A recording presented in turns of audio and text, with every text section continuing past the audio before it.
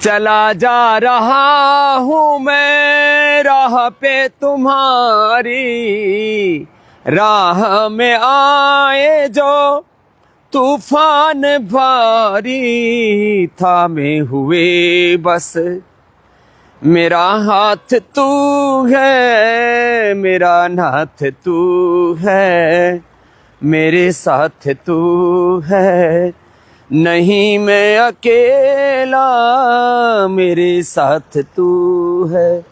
आज हम यही डेरा डाल देते। आहा हा हा, ठंडा ठंडा पानी है और इस ठंडे ठंडे पानी में आपको कुछ जीवन में ठंडक देने वाली बातें बताते हैं।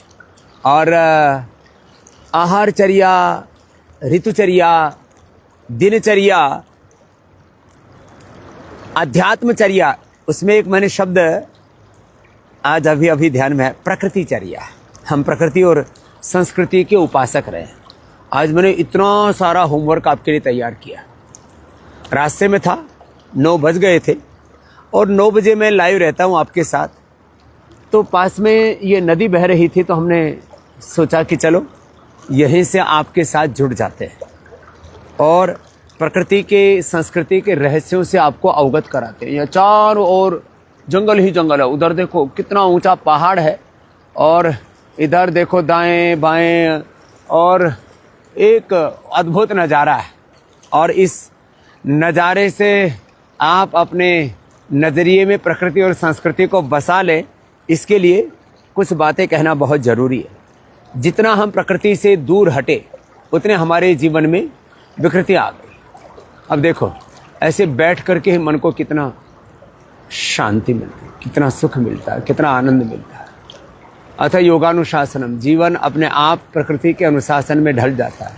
और ऐसे ही सब प्रकृति और संस्कृति के अनुशासन में ढले, इसलिए कुछ छोटी छोटी बातें, महत्वपूर्ण बातें, secrets of nature, secrets of health, secrets of life, आपसे ये सारा रहस्य उद्घाटन आज करना चाहते हैं। आहारचर्या का एक मूल सिद्धांत है, एक भुक्तम, एक बार आहार लो। और वो आहार कैसा? ऋत भूक हित भूक मित भूक बनो आप। वात पित्त कफ, अपनी प्रकृति को देखो। आपके शरीर में, आपके मन में जैसी आपकी भाव चेतना है, वात पित्त का प्रकृति के अलावा किसी को लीवर, किसी को किडनी, किसी को थायराइड, किसी को हार्ट की, कोलेस्ट्रॉल, ओबेसिटी आदि की समस्याएं, किसी की इम्यूनिटी बहुत वीक है, उनको अपनी प्रकृति के अनुसार आहार का चयन करना चाहिए। सदृशम चेष्टते स्वस्याः प्रकृति ज्ञानवान अपि प्रकृतिम यान्ति भूतानि निग्रह किम करिष्यति। ये श्रीमद् भगवद गीता में भगवान श्री कृष्ण भी कह रहे। इसलिए अपनी प्रकृति का अतिक्रमण न करें, अपने बल का, अपनी शक्ति का भी अतिक्रमण न करें। इसलिए यथाशक्ति अपने आहार का निर्धारण करें। आहार, विचार, वाणी, व्यवहार, स्वभाव, आचरण में संयम आ गया तो फिर तो जीवन में स्वास्थ्य, सुख, समृद्धि, शांति, सफलता, विजय, जीवन का निर्माण और निर्वाण निश्चित है। दिनचर्या में रात्रि को 9-10 बजे सो जाएं और सुबह 3-4 बजे उठ जाएं, यह आदर्श दिनचर्या है। और उसमें अपनी प्रायोरिटीज तय कर लें, किस बात को कितना वेटेज देना है ज़िंदगी में। जीवन तो 24 घंटे का है और उस 24 घंटे की फिर आवृत्ति होती रहती है। यूँ तो जीवन तो एक क्षण का है, क्षण भंगूर है और उसी क्षण की आवृत्ति होती रहती है। इसलिए मैं कहता हूँ, एक क्षण भी जीवन में प्रमाद नहीं होना चाहिए। एक क्षण भी गलत विचार, एक क्षण भी गलत आहार हमारे तन में नहीं जाना चाहिए। एक क्षण गलत विचार मन में नहीं आना चाहिए। एक क्षण का भी प्रमाद जीवन में नहीं आना चाहिए। ये हमारी दिनचर्या, जीवनचर्या ऐसी हो हमारी। जो षड ऋतुएं हैं उनके अनुरूप अपने आहार का और अपने जीवन का हमें निर्धारण करना चाहिए। और अध्यात्मचर्या, आत्मा हम शुद्ध हो, हम, मैं शुद्ध आत्मा हूँ, मैं राम रूप कृष्ण रूप शिव रूप आत्मा हूँ। रामो हम, कृष्णो हम, शिवो हम, हनुमत हम, दुर्गा सरस्वती भवानी भगवती अहम, आत्मा हम। ये अध्यात्मचर्या हमारी। सेल्फ केयर से लेकर के और हेल्थ केयर। सेल्फ केयर का मतलब अपनी केयर करें, और हेयर केयर के लिए, अब जैसे मेरे बालों को देख करके बहुतों को ईर्ष्या होती है, तो मैं कहता हूँ भाई मैं एक तो ये ऐसे ये करता हूँ 5 मिनट। फिर केश कांति लगाता हूँ बालों में, केश कांति शैम्पू नेचुरल, और उसमें भी एडवांस वाला केश कांति एडवांस शैम्पू, केश कांति एडवांस तेल। लोगों के धीरे धीरे बाल झड़ते चले जाते हैं। लोग कितने अनदेखी करते रहते हैं। मैं देखता हूँ पहले 10-20 बाल झड़े, फिर कोई परवाह नहीं की, फिर 100-200 झड़े, फिर तो जो है 1000-2000 झड़े, और फिर टकले हो गए, और फिर हम समझौता कर लेते हैं, अरे ये तो सब झड़ते ही हैं। क्यों झड़ते हैं भाई? कभी भी किसी भी रोग से, किसी भी बीमारी से, किसी भी बुराई से समझौता नहीं।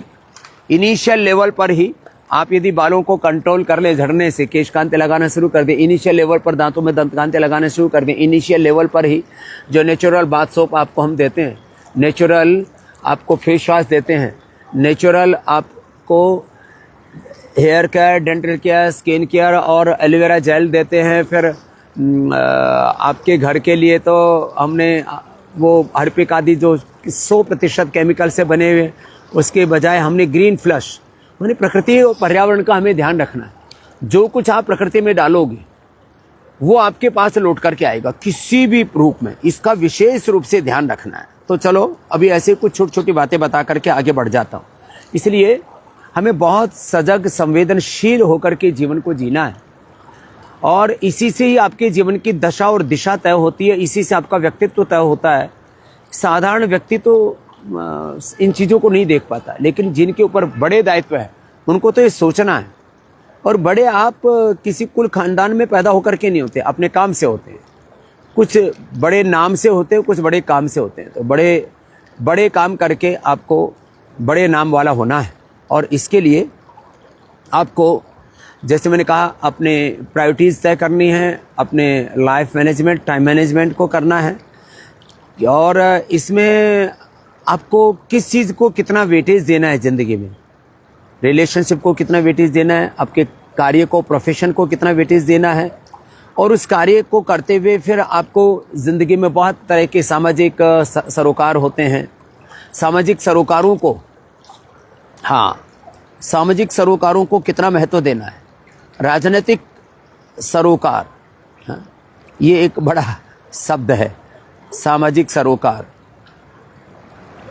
राजनीतिक सरोकार, धार्मिक, आध्यात्मिक, किस चीज़ के लिए कितना आपका कमिटमेंट है, कितना उसको महत्व देना है, कितना उसमें अपने समय, शक्ति, पूंजी का उसमें निवेश करना है, इनके ऊपर आपकी ज़िंदगी की दशा और दिशा तय होती है। एक जो है रूटीन के काम होते हैं, एक रूटीन कामों के अलावा, रूटीन का काम करने वाले दाल रोटी खाते हैं, अपना ठीक है, एक साधारण जीवन जीते हैं। रूटीन काम के अलावा आपको एक्स्ट्रा काम करना है। देखो, दो बातें मैं कह रहा हूँ, रूटीन काम करना और एक विशेष काम करना। रूटीन इनकम के अलावा एक्स्ट्रा इनकम के लिए जो चोरी, डकैती, बेईमानी करते हैं उसको तो छोड़ दो। चोरी, डकैती, बेईमानी, भ्रष्टाचार, करप्शन, स्कैम्स, घोटाले नहीं करने। लेकिन रूटीन काम के अलावा आपको एक्स्ट्रा काम, एक्स्ट्रा जॉब, हाँ, एक्स्ट्रा वर्क, और आपको एक्स्ट्रा जागरूक, एक्स्ट्रा अवेयरनेस ये रख करके आप जब काम करोगे तो कुछ लोग पार्ट टाइम पॉलिटिक्स करते हैं, कुछ पार्ट टाइम जो है मीडिया में काम करते हैं, सोशल मीडिया में रील आदि बनाते हैं, कुछ ने अपने फेसबुक, सोशल मीडिया के अकाउंट आदि खोले हैं, कुछ पार्ट टाइम अपनी गवर्नमेंट जॉब या प्राइवेट जॉब के साथ या बिजनेस के साथ पार्ट टाइम खेती भी करते हैं, पार्ट टाइम जो है पशुपालन भी करते हैं, गौ माता की सेवा भी करते हैं, 1-2 घंटा गौशाला में जाते हैं, जैसे हम पार्ट टाइम ये सब करते ही हैं। फिर पार्ट टाइम खेती, पार्ट टाइम गौ सेवा, पार्ट टाइम राष्ट्र सेवा। जब कोई विशेष प्रसंग आता है, जैसे अभी 21 जून आ रहा है, तो इसमें पार्ट टाइम राष्ट्र सेवा, योग सेवा। पार्ट टाइम कुछ लोग ज्योतिष करते हैं, कर्मकांड करते हैं। पार्ट टाइम कुछ लोग थेरापी भी कर लेते हैं। किसी को आता है, को प्रेशर, को पेंचर आता है, लोगों ने हमसे बहुत कुछ सीख लिया है, सिरोद्वारा, अक्षय तर्पण, कर्णपूर्ण, बहुत कुछ हमने, मड थेरापी, वाटर थेरापी, सन थेरापी, बहुत कुछ सिखा दिया है। तो खुद के लिए भी करते हैं, दूसरों के लिए भी करते हैं।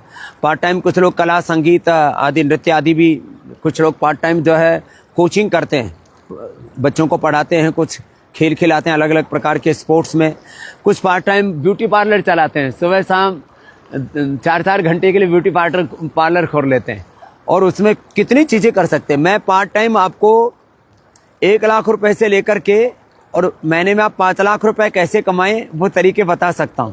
तो ब्यूटी पार्लर का बिजनेस कर लेते हैं, सुबह जो है 5 बजे से उसमें योग भी करवा रहे हैं, थोड़ा ब्यूटी टिप्स भी दे रहे हैं, लोगों को फेशियल भी कर रहे हैं, लोगों को सिरोधारा भी कर रहे हैं, संग प्रक्षालन भी कर रहे हैं, बस्ती करवा रहे हैं और भेज दे रहे हैं। सुबह शाम अपना क्लिनिक खोला, दिन में अपनी नौकरी भी करके आ गए। 1-2 लाख रुपए की नौकरी थी और 5 लाख रुपए पता लगा कि पार्ट टाइम जॉब करके अपना एक पतंजलि वेलनेस सेंटर खोल रखा है कि सुबह 4 बजे से लेकर के 8-9 बजे तक और शाम को 6 बजे से लेकर के 10 बजे तक चालू कर रखा है। तो कोई हाइड्रोपोनिक खेती करते हैं, ये बड़ी साइंटिफिक खेती है, उसमें खीरा, उसमें टमाटर, सलाद आदि उगाते हैं और लोग 100 रुपए से लेकर के 500 रुपए किलो तक दे करके उसको खरीद लेते हैं। क्या बात है। कुछ पार्ट टाइम जो है और बहुत सारे जो है, आदमी जब स्किलफुल होता है ना तो कुछ भी कर सकता है। हमारे गुरुजी कहा करते थे आदमी के अंदर हुनर होना चाहिए तो ये जिनके पास हुनर होता है ना वो जिंदगी को बहुत अच्छे से जी लेते हैं। तो खैर जिंदगी में कभी भी याद रखना, कुछ बड़ी बातें बता रहा हूँ, इनएक्शन, रॉन्ग एक्शन, रिएक्शन और एक बात और मैंने जोड़ी इसके अंदर, inaction, wrong action, reaction, addiction, ये डिस्ट्रैक्शन है ये लाइफ का। ये 4-5 शब्द याद रखना। डिस्ट्रैक्शन किसमें है? इनएक्शन, प्रमाद, अलग अलग प्रकार से वैयक्तिक जीवन में, सामाजिक जीवन में, आर्थिक, राजनीतिक, धार्मिक, आध्यात्मिक जीवन में प्रमाद की बड़ी शाखाएं हैं। एक तत्व की बड़ी शाखाएं हैं, उसके बड़े घटक हैं, उसका बड़ा विस्तार है। किसी भी प्रकार का इनएक्शन, किसी भी प्रकार से रिएक्शन, किसी भी प्रकार का रॉन्ग एक्शन और एडिक्शन, किसी को मोबाइल का एडिक्शन है, किसी को किसी नशे का, और तो छोड़ो चाय कॉफी का भी एडिक्शन अच्छा नहीं होता है। हाँ देखो, एडिक्शन तो केवल योग का होना चाहिए, गुरु का, भगवान का होना चाहिए। योग का एडिक्शन हो, भगवान की भक्ति का एडिक्शन हो, हाँ किसी को स्वाध्याय करने का, पढ़ने का एडिक्शन होता है, ये चीज़ें अच्छी हैं। ये चाय का, कॉफ़ी का, पता नहीं क्या क्या, किसी को नमकीन खट्टा मीठा पता नहीं खाने का, उल्टे पुल्टे सीरियल देखने का, दिन भर अलग अलग सोशल मीडिया के अलग अलग जो आयाम हैं उसमें घुसे रहने का, ना ना ना ना। तो इन चीज़ों से बचो। तो विस्तार तो इसका बहुत बड़ा है। कुछ ऐसे ढुलमुल से रहते हैं, हर समय उलझे से, गफलत में, हाँ?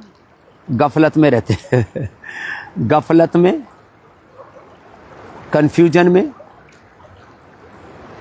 तो इतने हैं, ठीक है सब चलता है, सब ऐसे ही चल रहा है। भीड़ का हिस्सा बन जाते हैं। मैं कहता हूँ जो भीड़ का हिस्सा है वही एक समस्या। भीड़ को देख करके अपना खाना पीना तय कर लेते हैं, क्या पहनना है, क्या खाना है, क्या पीना है, कैसे जीना है, क्या पढ़ाई करनी है, कैसे दवाई करनी है, कैसे अपनी खुशियों का इजहार करना है। अच्छा, अपनी खुशियों का इजहार करने के लिए जैसे हम बहुत खुश होंगे तो नदी के किनारे आ जाएंगे, गंगा के किनारे चले जाएंगे, ध्यान लगाएंगे, कथा प्रवचन सुनेंगे और जप तप करेंगे। कुछ लोग खुशियों का इजहार करने के लिए क्या करेंगे? हम तो करते हैं योग, ध्यान, भजन, जप तप, और कुछ लोग क्या करेंगे? बीड़ी पिएंगे, सिगरेट पिएंगे, शराब पिएंगे और अपने आप ही नहीं औरों को भी पार्टी करेंगे। किसकी? बीफ की पार्टी कर रहे हैं, मीट की पार्टी कर रहे हैं, दारू की पार्टी कर रहे हैं, दुराचार व्यभिचार करते हैं। ये तो बहुत ही गंदा, मैं सुबह सुबह अब ये बोलना ठीक नहीं है।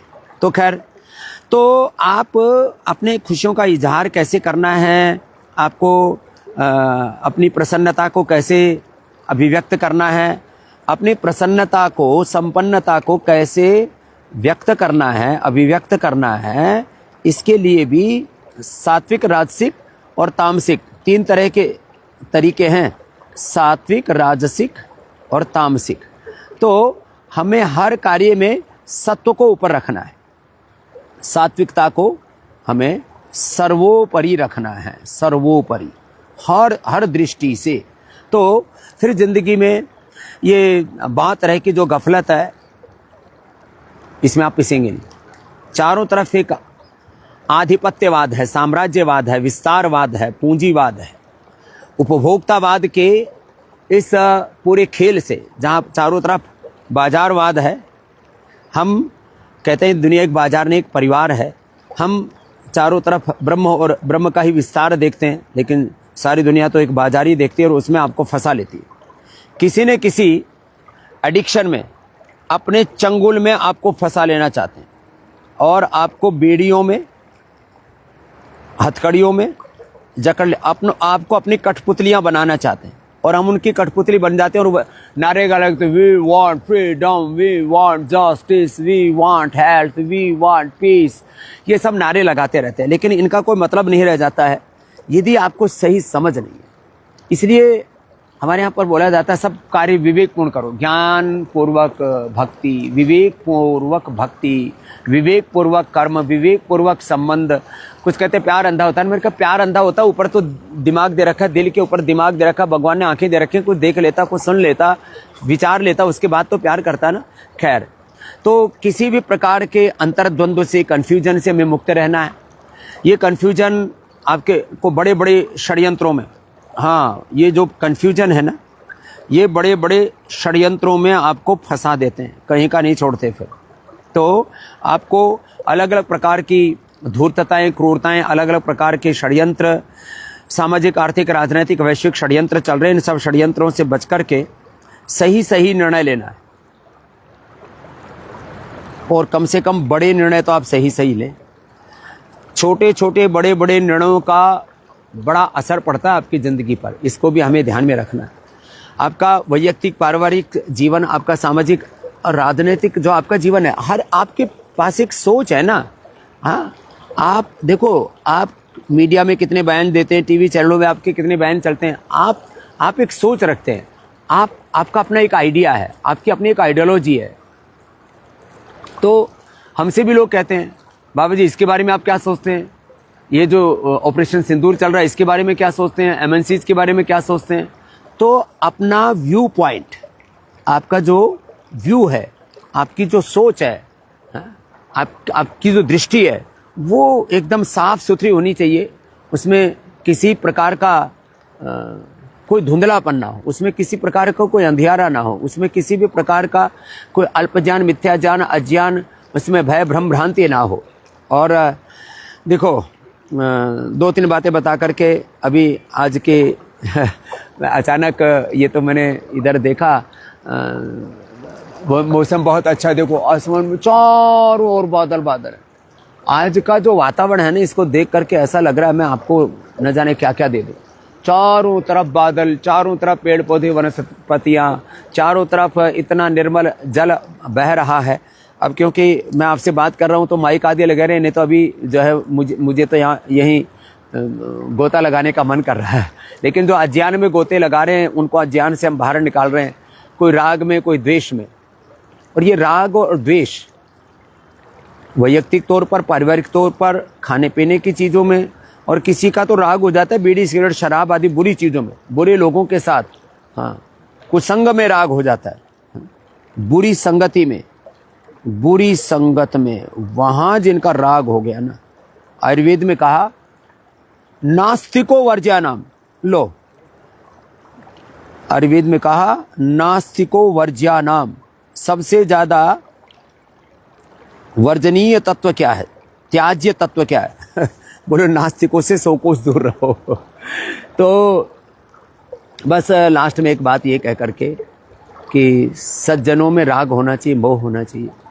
महर्षि दयानंद कहते हैं काम, विवेकपूर्ण कामनाएं, अच्छी कामनाएं होनी चाहिए, विवेकपूर्ण क्रोध बुरी बातों पर, देह के, देश के, धर्म के दुश्मनों क्रोध, काम क्रोध, लो, सज्जनों में सत्कर्मों का लोभ, सज्जनों में मोह, और सज्जनता का, निजता का, सात्विकता का अहंकार, अभिमान, ये चीजें हैं। अब इनमें से ना जो बुरी चीजें उनका बाइकाट करना है। दो चीजें हैं, एक से डिटैच होना, एक से अटैच होना। तो ये जो डिटैचमेंट और अटैचमेंट है ना, ये बड़ा गहरा होता है। इसकी गहराई ओहो बहुत ऊंची है। इन सब चीज़ों के ऊपर ध्यान देंगे कि हम चेतना के किस धरातल पर खड़े हैं, तो आप धीरे धीरे इनिशियल, अब लास्ट बात, इनिशियल स्टेज में जो चीज़ें हैं ना आपकी ज़िंदगी में, आप वहीं से चीज़ों को समझना शुरू कीजिए। इनिशियल स्टेज में आपकी ज़िंदगी में कोई बीमारी है, मोटापा आया 2-4 किलो बढ़ा, वहीं से उसको हटा दीजिए। इनिशियल स्टेज में बीपी बढ़ा, थोड़ा शुगर बढ़ा, इनिशियल स्टेज में थायराइड की प्रॉब्लम आई, इनिशियल स्टेज में कोई बुरी आदतें आई, बीमारी आई, कोई बुराई आई, इनिशियल स्टेज में आपके भीतर कोई घृणा नफरत आई, हिंसा का भाव आया, वो हिंसा इनिशियल स्टेज में तो आप उसको ठीक कर लेंगे, लेकिन इनिशियल स्टेज के बाद जब वो बहुत गहरी हो जाती है ना घृणा नफरत, तो वैर में तब्दील हो जाती है। फिर वो घृणा में, हिंसा में, वार में, नफरत में, फिर खून खराबे में, फिर तो गलियों में, गांव में, घरों में, मोहल्लों में, देश में जो है ये क्या कहते हैं, खून बहने लगता है। तो भाई इनिशियल लेवल पर आप जो है कंट्रोल कर लो हिंसा को। किसी भी प्रकार के झूठ फरेब में आप फंसे हुए हैं, इनिशियल लेवल पर झूठ फरेब, दुराचार, अनाचार, व्यभिचार, बहुत प्रकार की चीजें हैं। इनिशियल लेवल पर हिंसा, झूठ, बेईमानी, दुराचार, अनाचार, व्यभिचार, लूटमार, परिग्रह, अशुचिता, असंतोष, विलासिता, आत्मयुक्ता, नास्तिकता, पाप, अधर्म, अशुचिता, अंधेरों से इनिशियल लेवल पर ही अपने आप को उभार लो। इनिशियल लेवल पर ही जो बीमारियां हैं, बुराइयां हैं, इनिशियल लेवल पर ही घर में, परिवार में, व्यापार में कहीं घाटा हो रहा है, नुकसान हो रहा है, पता लग रहा है कि यदि आपने ध्यान नहीं दिया तो बात बहुत खराब हो जाएगी। तो बात बिगड़ने से पहले अपने आप को बचा लो भाई। तो आज हमने यही, ये बहुत अच्छा यहाँ पर वातावरण था, तो आपको जिंदगी के कुछ रहस्य, हाँ, अब यहाँ बाहर निकल रहे हैं तो जड़ी बूटियाँ दिख रही हैं। देखो इधर ये चौलाई आ गई, चौलाई, इस चौलाई का रस पी लो, अंदर कितनी पथरी जमा है। एक दिन हमारी माँ ने बताया, बेटा मैंने चौलाई का पानी निकाला और जिस पत्थर पर डाला वो पत्थर ही घुल गया। उस दिन से मैंने बताना शुरू किया, अरे चौलाई पी लो, कहीं पर भी पथरी है, गॉल स्टोन है, किडनी स्टोन है, वो घुल जाएगी। लो ये कंटकारी आ गई। कंटकारी जो है ये बड़ी ज़बरदस्त है, ये कटेली, छोटी कटेली, ये टीबी के लिए, हमने टीबी ने जो औषधि बनाई ना, वो उसके लिए ये कांटे वाली है, इसमें ये बहुत खड़ी है यहाँ पर, हाँ, जो है ये बहुत इसमें कांटे होते हैं, ये और ऐसे छोटे छोटे फल से आते हैं इसमें। हाँ, ये स्वर्णक्षीरी है, इसकी भी अलग महिमा है। एक एक औषधि, हम तो जहाँ भी जाते हैं वहाँ कुछ ना कुछ ऐसे मिल ही जाता है। तो जो है आज ये कंटकारी देखो, ये फैली पड़ी है, ये पूरी लंबी सी यहाँ पर, ये हाँ, इसको कंटकारी कहते हैं। ये टीबी के लिए इससे, और कंटकारी, और ये अस्थमा के लिए, यक्ष्मा के लिए, कफ कोल्ड के लिए इससे बेस्ट कुछ भी नहीं है। तो बस आज का तो जो है एक नज़ारा भाई पूरा राउंड में दिखा दो। और भाई देखो, आप यदि ज़िंदगी में बहुत अच्छी ज़िंदगी जीना चाहते हो ना, तो ऐसे रोज उठ करके एक बार ये मोगरी घुमाया करो, गदा घुमाया करो। एक हाथ में जैसे हनुमान जी के क्या है, एक हाथ में ये गदा है और एक हाथ में पर्वत है। पर्वत धैर्य का प्रतीक है और ये जो गदा है ना, ये शौर्य का प्रतीक है। तो जीवन में धैर्य भी होना चाहिए, जीवन में शौर्य भी होना चाहिए, जीवन में जो है अभ्युदय भी होना चाहिए, निश्रेयस भी होना चाहिए, जीवन में शांति भी होनी चाहिए, क्रांति भी होनी चाहिए, जीवन में विनय भी होनी चाहिए, वीरता भी होनी चाहिए। प्रकृति और संस्कृति, विरासत और विकास, ये जीवन का के ऐसे जिसको कहते हैं ना, ये एक ऐसे दोहरे कुछ ऐसे जोग संजोग हैं, इनको ठीक ठीक नहीं समझेंगे ना तो जीवन में उथल पुथल उल्टा पुल्टा चलता ही रहेगा। अरे भाई मेरे को तो शांति चाहिए। अरे भाई बिना क्रांति के शांति आती नहीं, बिना अभ्युदय और निःश्रेयस के धर्म पूरा होता नहीं, बिना विनय के और बिना वीरता के जीवन चलता ही नहीं, बिना विरासत के और बिना विकास के जीवन आगे बढ़ता ही नहीं। इसलिए जीवन पर आगे बढ़ना है तो जीवन की राह तो बड़ी कंटकाकीर्ण है, जहाँ से मैंने शुरू किया था।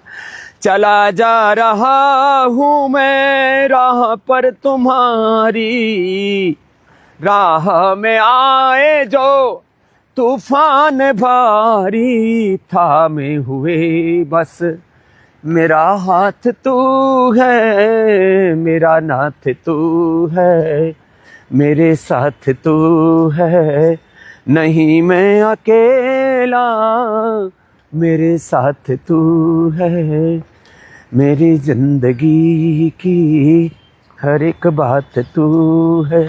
ऐसे कर दो दूर प्रभु मेरे मन में अंधेरा है, जब से तेरी लगन लगी हुआ मन में सवेरा है।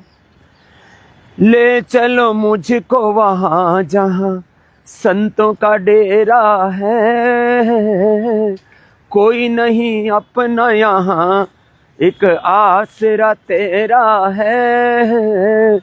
कर दो दूर प्रभु इतना बता दो प्रभु, मेरी मंजिल है कहाँ, मुझे ले चलो वहाँ जहाँ संतों का डेरा है। तो हिमालय से लेकर के, गंगोत्री से लेकर के, गोमुख से लेकर के, हरिद्वार से लेकर के द्वार द्वार तक ये योग की अलख जगाने के इस कालखंड में हमने आपको बहुत कुछ जगाया।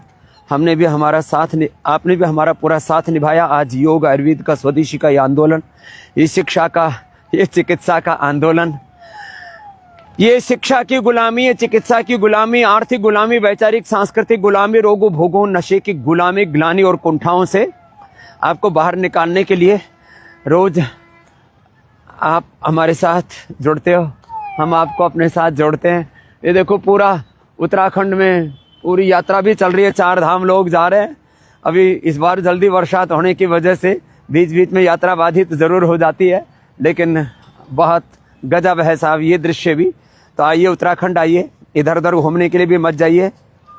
हाँ, वेडिंग डेस्टिनेशन के नाम पर लोग इधर उधर घूमने जाते हैं, हनीमून के नाम पर घूमने जाते हैं, हांडने फिरने के नाम पर इधर उधर घूमने जाते हैं। अरे जब अपना देश इतना अच्छा है तो इधर उधर क्यों गफलत में घूम रहे हो?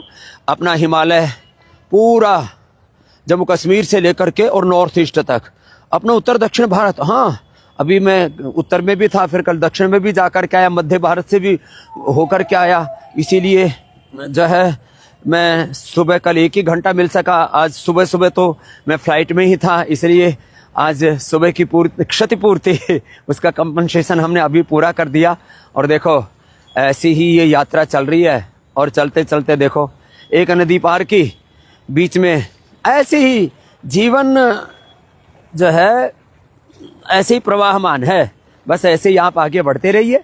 और अरे ये तो पहले पहले उधर किनारे पर थोड़ा गर्म था, फिर इधर थोड़ा सा ठंडा है, लेकिन वो वाला थोड़ा ज़्यादा ठंडा था, ये वाला थोड़ा गर्म है। ये भी देखो 2 धाराएं बही और उसी में इतना अंतर आ गया। ऐसे ही जिंदगी बस आगे बढ़ती रहे। और बस एक आह्वान लास्ट में, आपने मेरा इतना साथ दिया, आपने जितना मेरा साथ दिया, इतना साथ दिया कि 100 करोड़ से ज़्यादा लोगों तक हमारी रीच होगी, और उसको हमने एक सही दिशा में आगे बढ़ाया। और जब आपने मुझे आजमा लिया, अब तो 50 साल होगी मुझे योग करते कराते, आपकी सेवा करते करते, अब तो पूरा ही विश्वास कर लो, तो आप पूरा साथ निभा लो। और जब ये पूरा साथ निभा ही लोगे तो फिर हम दुनिया बदल देंगे। तब ये चाहे विदेशी कंपनियों के चंगुल से देश को बचाना हो, आपने देख लिया ये जब अभी थोड़े से ही दिन 4 दिन का युद्ध था छोटा मोटा, उसी में ही पूरी दुनिया बट गई। भारत के साथ खुल करके खड़े होने वाले चंद देश थे। तो ये युद्ध के समय पता लगता है, प्रतिकूल अवस्थाओं में पता लगता है कौन हमारे साथ है, कौन हमारे खिलाफ है। तो इसलिए देश के प्रधानमंत्री को भी कहना पड़ा, और ये सच बात है, उनमें वो हिम्मत है, वो साहस भी और दृष्टि भी है।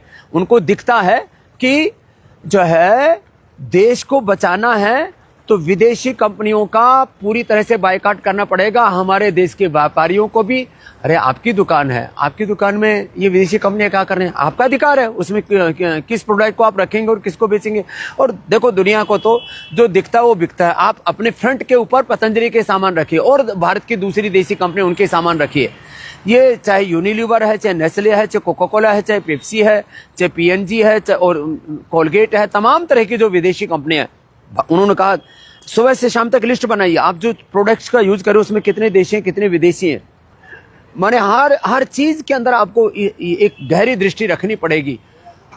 तो जितने भी हमारे व्यापारी हैं, जितने भी हमारे देश के नागरिक हैं, उनको इस बात का ध्यान रखना है कि आप जो अपने डेली लाइफ में, रूटीन लाइफ में जिन चीजों का यूज कर रहे हो, उसका आपके देह के साथ आपके देश पर क्या असर पड़ रहा है। भारत को विश्व की सबसे बड़ी आर्थिक महाशक्ति बनाना है, राजनीतिक महाशक्ति बनाना है, आध्यात्मिक महाशक्ति बनाना है, भारत को विश्व गुरु बनाना है, जगत गुरु बनाना है, हमें एक विकसित भारत बनाना है और बनेगा। अभी तो हम चौथे नंबर पर आ गए, थोड़ा सा आगे है हमसे जर्मनी, इसको तो पछाड़ देंगे हम, और थोड़ा ज्यादा आगे हमसे, वो करीब 3 गुना आगे पहुंच गया। चाइना मुख्य घटक है, क्योंकि हमारा ये सारा पुरुषार्थ परमार्थ के लिए, जो भी हम अर्थ अर्जित